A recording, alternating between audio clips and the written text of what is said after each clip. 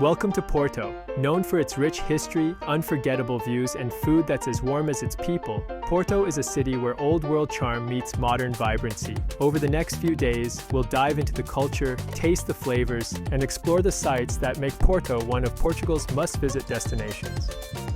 Our Porto journey begins just across the river in Vila Nova de Gaia at the Vinci Ponte de Ferro Hotel. Perched next to the Luís I Bridge, the hotel combines stunning views with the convenience of a prime location. It's a unique experience each day to cross the bridge to Porto, either from the top deck with its panoramic view, or the bottom for a closer look at the city. Walking through Porto feels like stepping into a living museum. Many of the city's buildings date back to the 14th and 15th centuries, showcasing a mix of Gothic, Baroque, and Romanesque styles that tell the story of Porto's past. The architecture, the people, and the sense of history all come together. It's amazing how these ancient stone buildings are still home to locals today, blending the old and the new effortlessly. Right across the river, we reach the Ribeira district, a UNESCO World Heritage Site. It is filled with medieval alleys and colorful, narrow buildings stacked along the riverbank.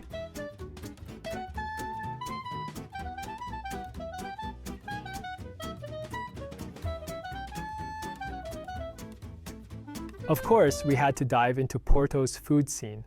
Our first bite was at Casa Guedes, known for their mouth-watering pulled pork sandwiches soaked in flavorful juices. Paired with a veggie soup, it was exactly what we needed after a long travel day. Lunch at Taberna dos Mercadores was an unforgettable experience, with each dish bringing a taste of the sea and local Portuguese flavor. We started with their octopus salad, where tender octopus was delicately seasoned and balanced with fresh herbs and a hint of citrus. Next came the clam soup, a rich, aromatic broth filled with tender, briny clams. The main course, seafood rice, was packed with fresh shrimp, mussels, and fish, simmered together in a flavorful, slightly spicy broth that coated every grain of rice. It was hearty and comforting, bringing together the best of local seafood in one delicious bowl.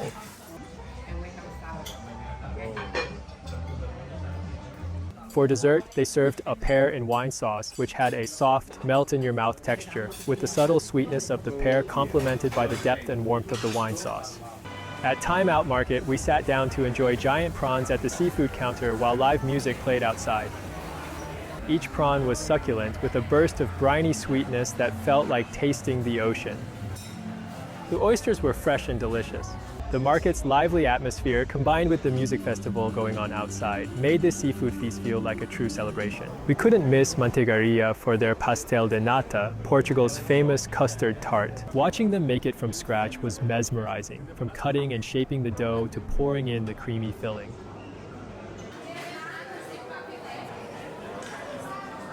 These natas were buttery, crispy, and warm from the oven.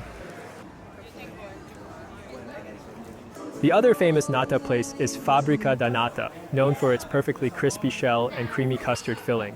This place also has an open kitchen where you can see each tart being freshly made.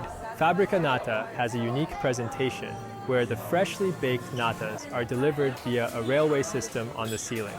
The street singing outside added to the atmosphere. Compared to the natas at Manteigaria, Fábrica Nata has crispier shells and a slightly less sweet filling. Each place is equally delicious with its signature twist. Dinner at Taberna dos Fernandes, a family-run restaurant, was unforgettable. We ordered shrimp, the fish of the day, and octopus. The shrimp were juicy and lightly seasoned to let the natural flavor shine, while the fish was tender and flaky, enhanced by a drizzle of olive oil. The owner helped us debone the fish.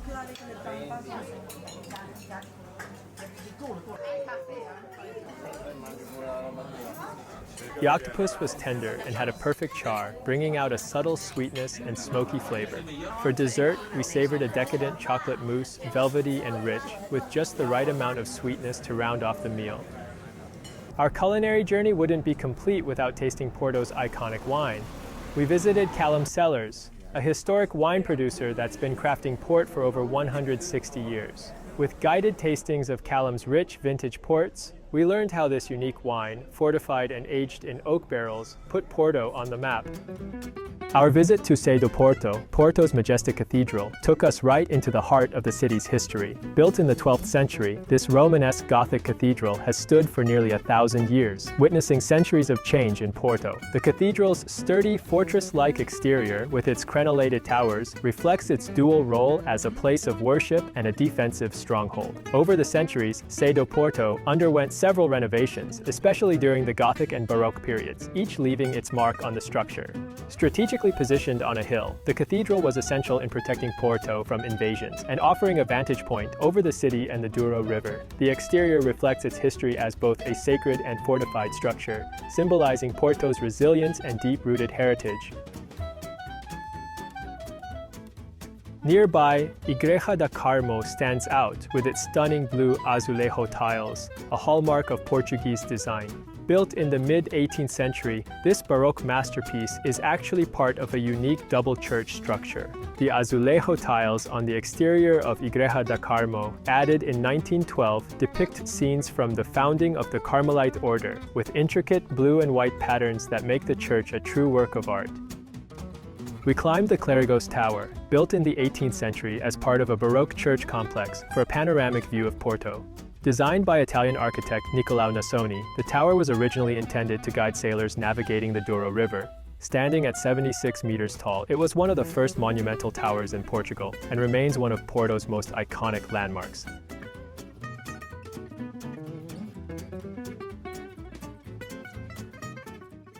Reaching the top of Clérigos Tower felt like standing on top of Porto itself, and the panoramic views from up here are nothing short of breathtaking. From this vantage point, you can see Porto's iconic red-tiled rooftops stretching out in all directions, the Douro River winding gracefully through the city, and the majestic Luís Ferreira Bridge connecting Porto with Vila Nova de Gaia. On clear days, you can see as far as the Atlantic Ocean.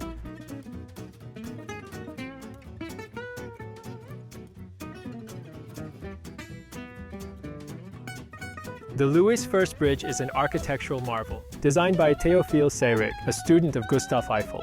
Built in 1886, this double-deck bridge features 2 levels. The top deck is reserved for the metro and pedestrians, offering stunning panoramic views of Porto and the Douro River, while the bottom deck accommodates cars and pedestrians for a closer look at the riverbanks. The Luís First Bridge not only connects Porto with Vila Nova de Gaia, but has become a symbol of the city's industrial heritage and resilience. Another iconic spot in Porto is Livraria Lello, a bookstore so enchanting it feels like stepping into a storybook. Opened in 1906, this architectural masterpiece is known for its stunning red staircase that spirals up through the center, guiding visitors to shelves filled with books in multiple languages. The staircase, with its grand curves and richly carved railings, is the heart of the bookstore, drawing your eye upward to the intricate details all around. Every corner of Livraria Lello is a work of art, from the carved wooden panels to the arches that frame each section of bookshelves. The walls are adorned with Art Nouveau details, giving the entire space a timeless elegance. The ambiance here is so magical that it's said to have inspired parts of the Harry Potter series. Another must-see is São Bento Station. Built in the early 20th century, this station's entrance hall is covered in over 20,000 azulejo tiles, illustrating key moments in Portuguese history, from royal ceremonies to battles. The detail in each mural makes it feel like you're stepping into a storybook of Portugal's past. Fun fact, São Bento's iconic design is said to have inspired parts of the Harry Potter series. Finally, we ended one evening at Miradouro Vitali, a scenic lookout with breathtaking sunset views.